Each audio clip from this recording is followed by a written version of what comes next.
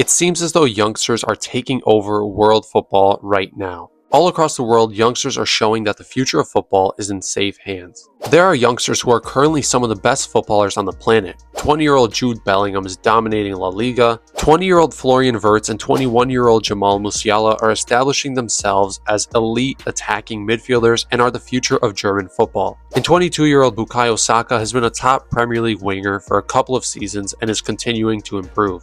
Then, there are also teenagers having breakout seasons and showing their potential to the world. 16-year-old Lamine Yamal is a technical winger who is going to be the next big La Masia product. 17-year-old Endrick has already scored 2 goals for the Brazilian national team and will be the future of Brazilian football. And 18-year-old Kobe Mainoo has shown he has a composure of a fully established player and has broken into Manchester United's midfield and the English national team. However, who are the youngsters that people aren't talking about? Who are the youngsters that haven't had any sort of widespread attention yet?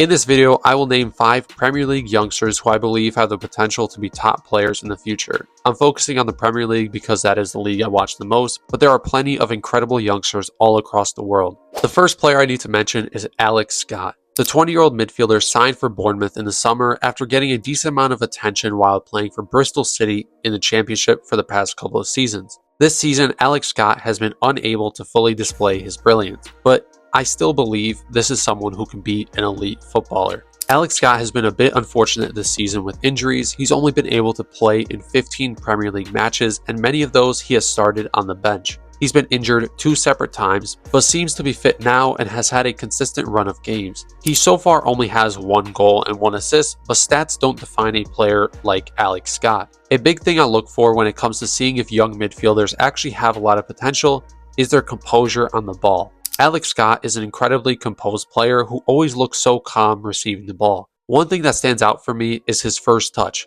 Not in terms of ball control, but more in terms of opening up space. He always has a sort of change in pace and direction after his first or second touch of the ball, which allows him to separate himself from defenders. Another standout attribute is his ball carrying ability. Overall, he has a very similar play style to Jack Grealish, but their ball carrying is where there are the most similarities. Alex Scott glides and skips past players with ease and is an absolute joy to watch. Many England fans notice a lack of a certain number 8 profile in their midfield, and I think in a few years, Alex Scott could be involved in the English national team and could be that missing piece. The next player is John Duran. The 20-year-old striker signed for Aston Villa last January, and his transfer so far hasn't been consistently smooth sailing. He hasn't had too many opportunities, and there are questions about his attitude, but even then, Duran still has an immense amount of potential. This season, he has scored 5 goals in 24 games, and most of these appearances have been off the bench. Duran has mainly been used as a backup for Ollie Watkins this season, and obviously, he's never going to start ahead of one of the most informed players in the Premier League.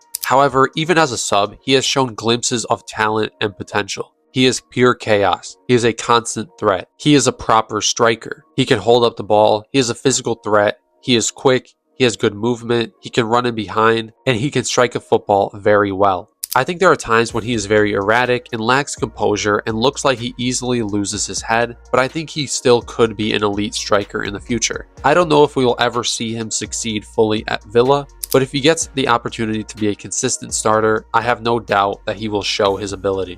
The next player is Luca Kosho. The 19-year-old winger spent a few years in the Espanyol Academy and first team before signing for Burnley in the summer. He has played 15 Premier League matches this season and has scored 1 goal and has 1 assist. These numbers are not very impressive for a winger, but Burnley have really been struggling as a team this season. Even with these team struggles, I still think Kosho has shown that he has a lot of potential. When I'm watching young players play, it's not very difficult to see if someone can be a top player or not. They usually either have it or don't. In the first 15 minutes of watching Kosho against Manchester City in the season opener, I saw that he could be a special player. His game heavily revolves around his dribbling ability. He is a small, pacey, tricky winger. He reminds me somewhat of a young Raheem Sterling. Kosho has incredibly quick feet. One quick movement allows him to fly and skip past players with ease. He is able to take defenders both inside and down the line, which shows his directness and versatility as a winger. Many wingers now play a bit more safe, but Kosho plays with a ton of confidence and is not afraid to take a lot of touches on the ball. Burnley will most likely get relegated, but I think a couple of seasons in the championship would be good for Kosho to develop other parts of his game. The next player is Lewis Hall. The 19-year-old left back is currently on loan at Newcastle from Chelsea. This season, he has barely touched the field, and it looks like it will be a very unsuccessful loan for him. The reason I'm putting him in this video is because every time I've seen him play, especially last season, I've been extremely impressed. I think there is a lack of top quality left backs in the world, and I think Lewis Hall could be a top Premier League left back in the future. I think his range of passing and composure on the ball is excellent.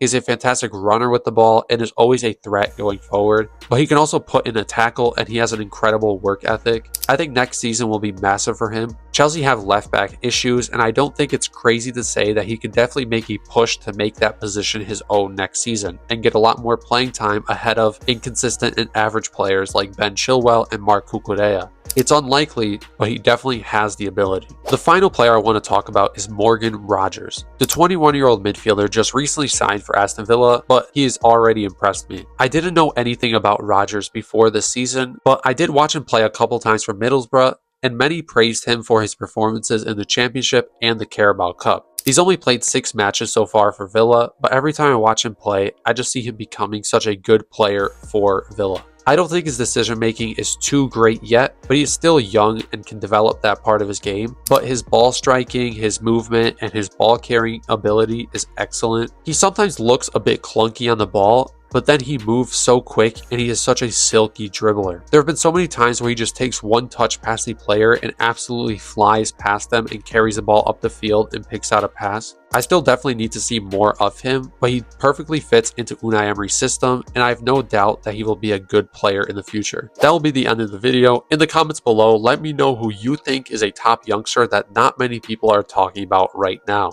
If you want a place to talk about football, please join my Discord. The link will be in the description. Please like and subscribe if you enjoyed the video, and thanks for watching.